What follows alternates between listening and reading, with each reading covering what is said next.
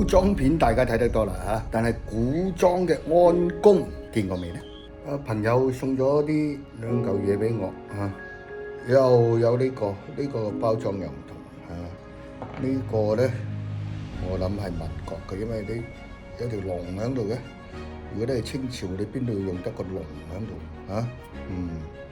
呢個咧，呢個應該係清朝嚇。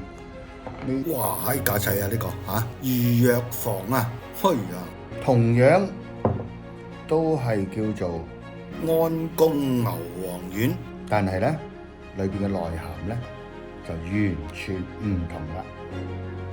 唔同年代嘅藥物用唔同嘅原材料，咁啊功效梗係有好大嘅分別啦。